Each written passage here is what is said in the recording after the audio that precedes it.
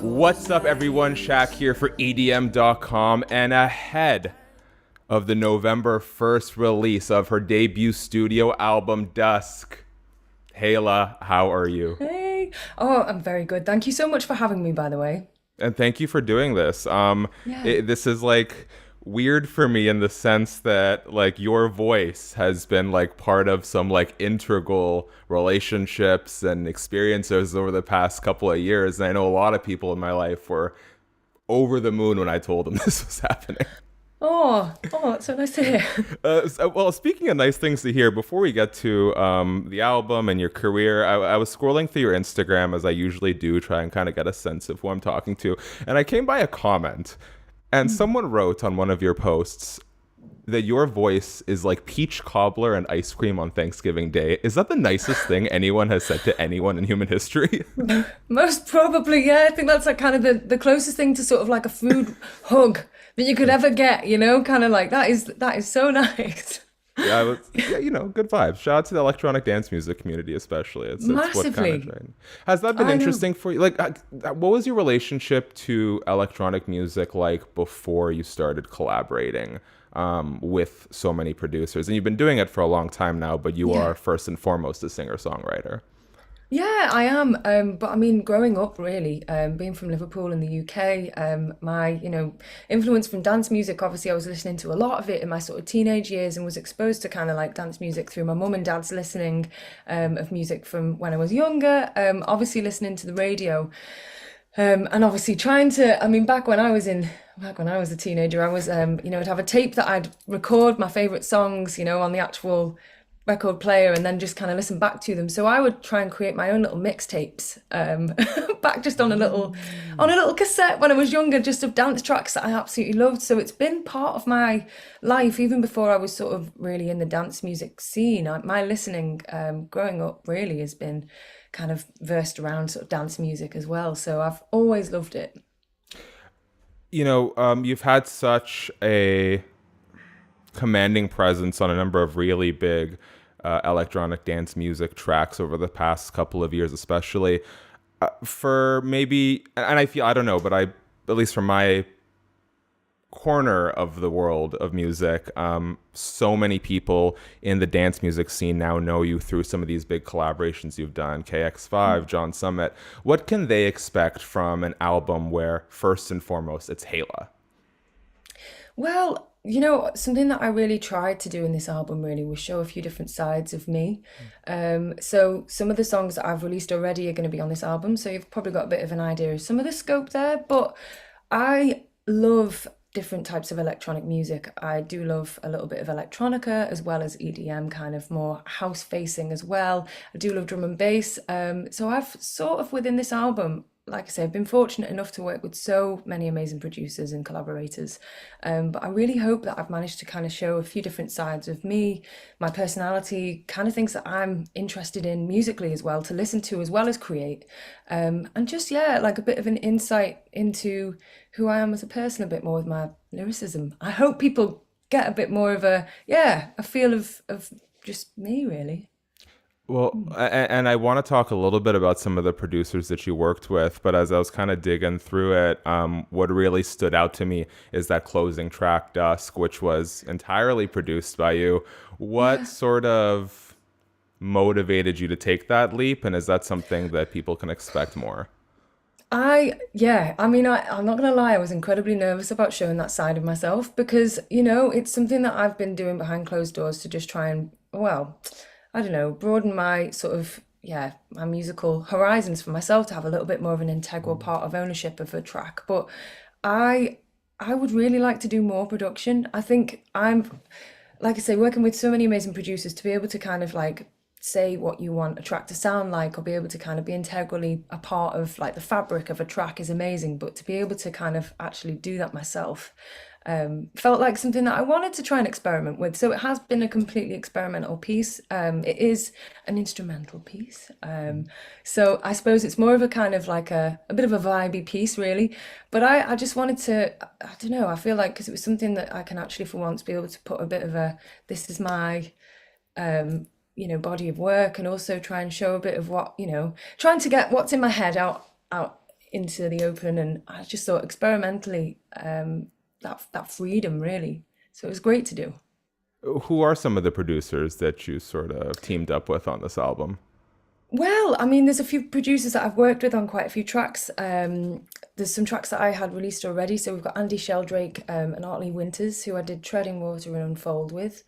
I've also been working with Carl Ryden and Nick Enriquez, which is on Free Fall. So that's one I've already released, but obviously that's part of the album. I've been fortunate enough to work with the amazing producer Blanke. So he's done production. I hope this is okay. I did post about it the other day, but he's such a great person, and it was amazing to be able to say that we, wrote something together that was, yeah, I love it. I hope everybody else loves it as well. But yeah, really, really fortunate to have him be open to working on something for me as well, But other than that, yeah, I've been working with Alex Tepper, Owen Jones, Rosh Walsh, Mason Miles, Mother Earth, Sergio Popkin, and yeah, there's honestly, I think that Wayne as well on another track that's a very electronica kind of track, a little bit Billie Eilish infused, I suppose. I think again, it's kind of influenced by, whatever everybody ends up listening to, right? It becomes part of the fabric of, your life. So I don't know, yeah. I'm going to throw a curveball here. If you could contribute to the soundtrack for one movie or TV franchise, what would it be? Oh my days. I mean, this is kind of like probably definitely, yeah, one of those, but I'd love to do like a Bond theme thing, because I just think that working with an orchestra and those orchestral soundscapes, I just think they're so vast and impressive. And I would absolutely love to be even in the rooms of those recordings when they get a studio orchestra in to record something like that. I think every time you hear a piece from one of those iconic films as well, they're just so cinematic. So I think just because it's kind of so out of my, where I've sort of been within the electronic, to kind of go into an orchestral, I think that would be a great, a nice little juxtaposition there. Yeah. Good word. Very good. Yeah, and you really leaned into it too, which I appreciate. Hey, I've seen a couple like electronic crossover orchestral shows, and they are just mind blowing. So so good. I hope you get to dig into that.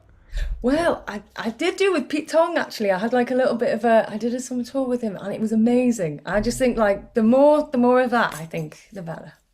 Yeah. Tell me a little bit about what went into making Visions of You, because I know that's like a standout track on this one for some people that I've talked to. Yeah, Visions of You. Yeah, so that was written with my really good friend and collaborator Andy Sheldrake, who also was the producer and collaborator on Treading Water and Unfold. We've worked together for a number of years. He's also, by the way, one of the writers of Where You Are. So we've been working together for a very long time. And it was one of those tracks that we were just meeting for one of those days. We just both of us felt really bright and thought, let's write something fun. So this was kind of like, it came really easily. We sort of worked around the beat style that like Andy had, and then the chord progression. And we just played around with different melodies. And for a while I was sort of stuck on this kind of like repetitive little line like visions of you.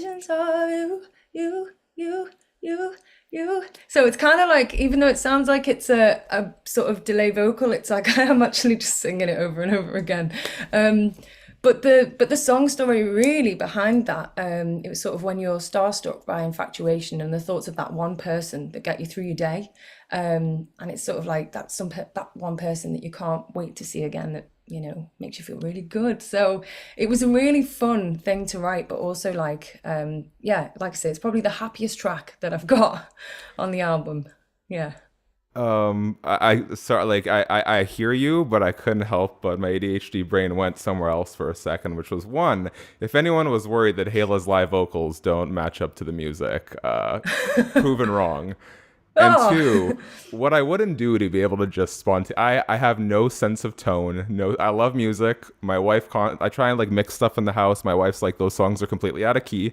You don't know what you're doing. What I wouldn't do to be able to just bust out a note like that on the fly. So, so you don't have to respond. It's just me showering you with random praise.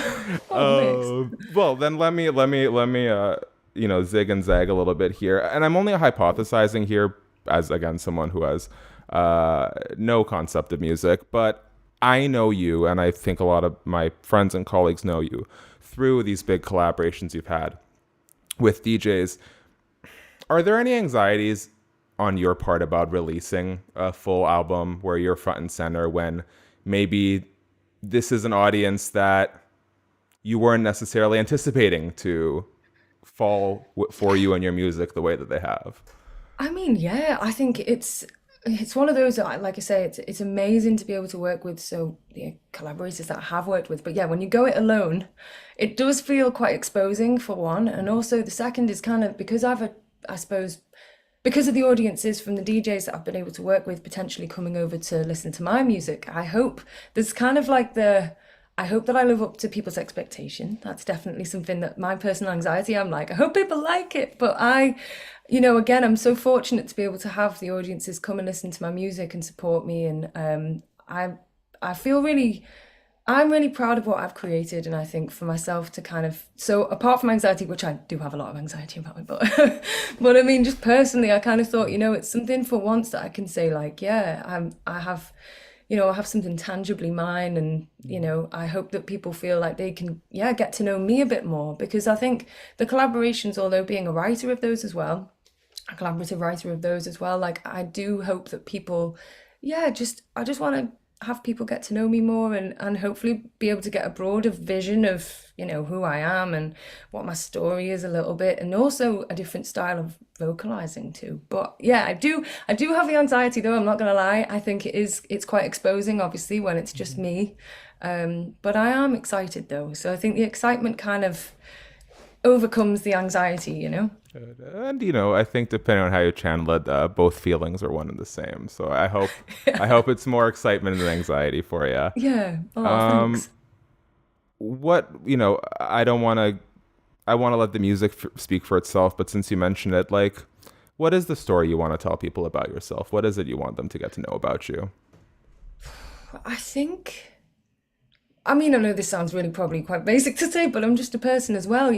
And I think that I've found so much comfort over the years with like writing as a sort of form of therapy, two as like a diary, three, I suppose, kind of also, I don't know, like license to, yeah, experiment and just sort of go for it a little bit. But yeah, I feel like writing this, I just hope that it also inspires people to feel like if I can do it, why not? Why not maybe the person who's listening to it as well? I don't know if that answers the question really. I No, don't know, but absolutely. yeah. Um, So, I don't think any amount of inspiration can get me singing and songwriting. But again, that's my own shortcomings and my well, own I don't anxieties. know. We should We'll write see. something. Okay, we'll see. We'll see what happens. Who knows? Next time you'll be interviewing me. Uh, as we wrap up here, it is EDM.com. So I am curious. Can you tell me a little bit about how that KX5 collaboration came together? Like, I how can. did you even link up with I Deadmau5 and can. Cascade? Well, do you know what? That track was actually written in the June of 2020. So actually it Oh, was like, couple of years. yeah, I know. So it was full on lockdown. But we had in the UK, because I'm from the UK, in the UK we had a bit of a grace period where it sort of opened up again around sort of June, July. And it was kind of for musicians and writers, we could meet up again for the first time in ages.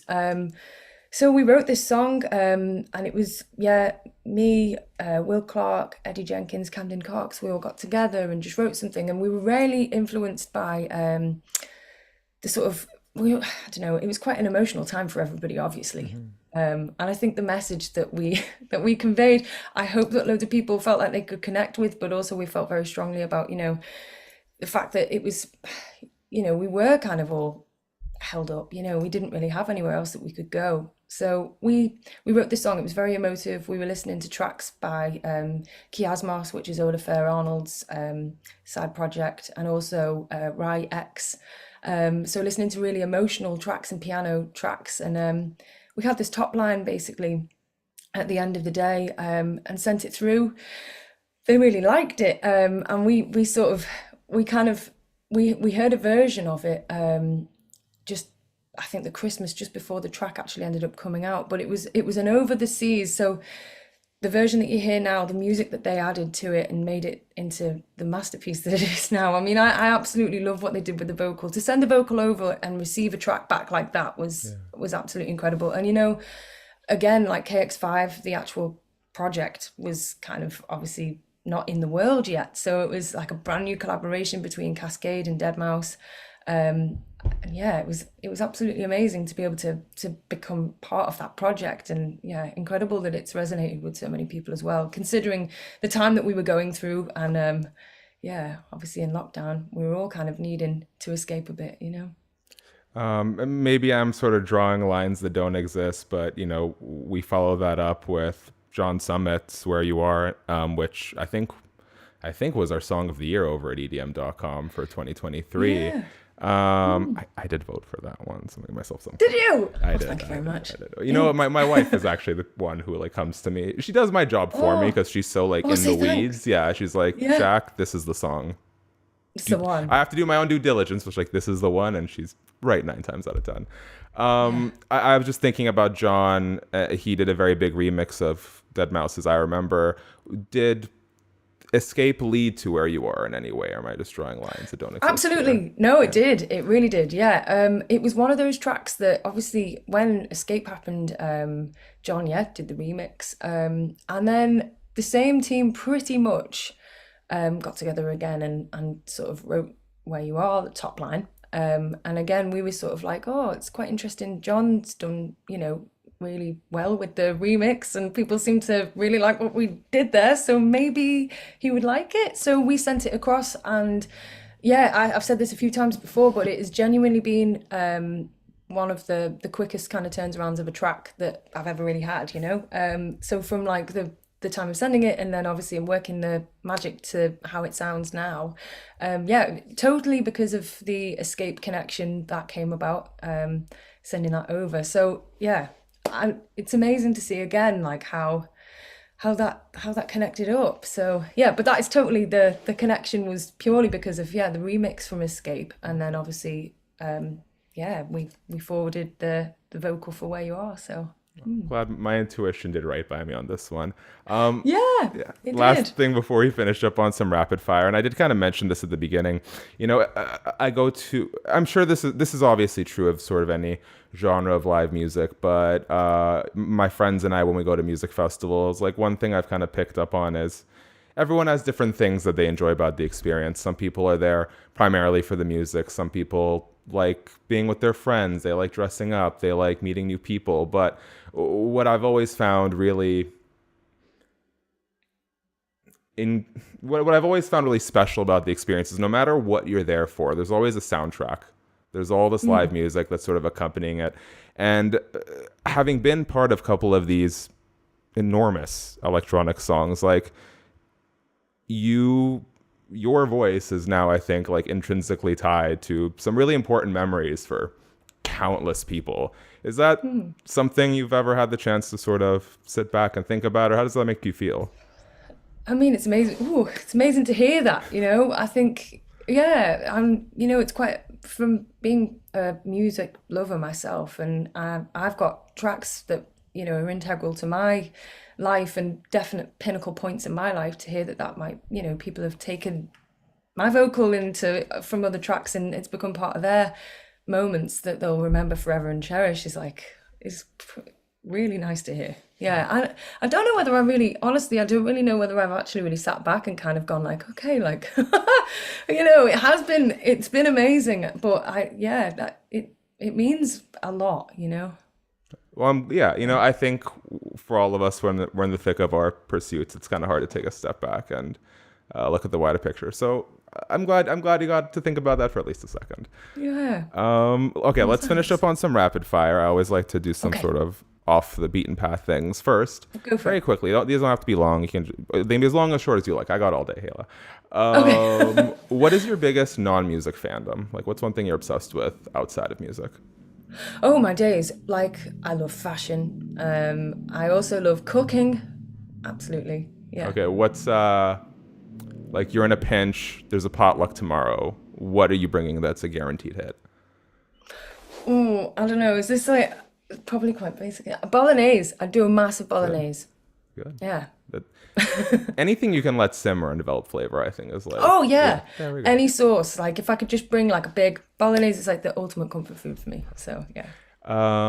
What's one music? So, I think a lot of people find your voice, or at least, the people I speak to definitely do, just sort of very like breathtaking and thematic. Who's one artist who you think has a breathtaking voice? Oh, Sia.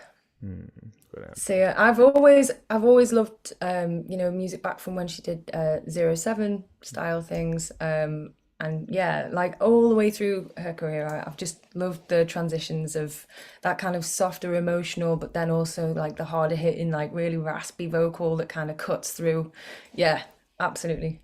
And I'll give Sia another shout out as someone who loves Christmas but is so tired of Christmas music. One of the best like modern Christmas albums of all time. So shout out to Sia. Ah, so good. Right? Yeah. I feel like it's so Yeah. hard to make something that's not like super cheesy or corny, and chef's kiss The that one. videos as Yeah, well. all of it. Videos are cracking for them, honestly. Yeah. How does Hayla unwind after a long day? Or no, after a long tour, you're home. It's time to rest. Oh, well, I do love a Netflix binge. Yeah, I have been watching like, well, I always go back to similar shows. I think like comfort shows. But I do, yeah, cooking. I love to do that because I find that so cathartic because you can switch off and create something that wasn't there before. And then, yeah, I don't know. I do like, I love like herbal teas and candles. But yeah, it's definitely like a bit of an epic meal.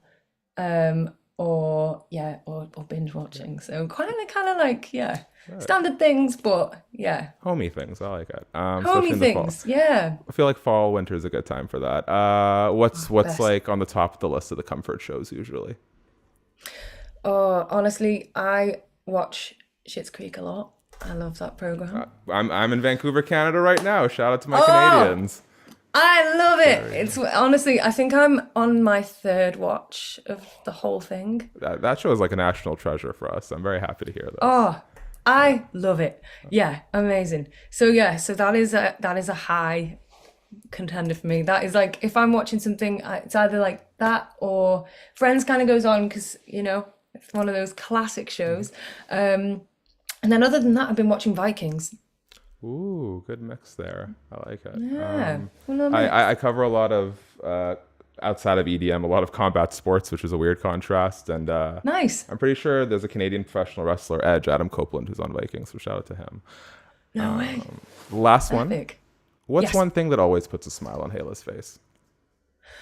Oh, seeing family. That's nice. Yeah, I know that's really like, oh, but, Hey, but some people yeah. hate their families, so I'm all okay. No, oh yeah, oh true. I mean, yeah, I'm in a lucky position to say that we have a good relationship and stuff. I don't know. So seeing my family, but definitely also as well driving with good music on. Like if it's a nice day and you're like, you know what, I've got to go to the shops, but I'm gonna make it a bit of a longer drive, and I'm gonna put on my favorite album and just see where we end up. That is my Yeah. escape. Hayla, I want to leave you with the last words. Very quickly for me, guys, thanks so much for watching. Subscribe, tap the bell, thumbs up, stream Dusk, November 1st. It is out. I'm sure by the time this video is out, you'll have already streamed it. But stream it again. Hayla, if there's anything you want to tell the people, I want to leave you with the last word. Well, just thank you so much for having me. Thank you so much for everybody who's been joining me on my journey, and I hope that you love Dusk. Thanks.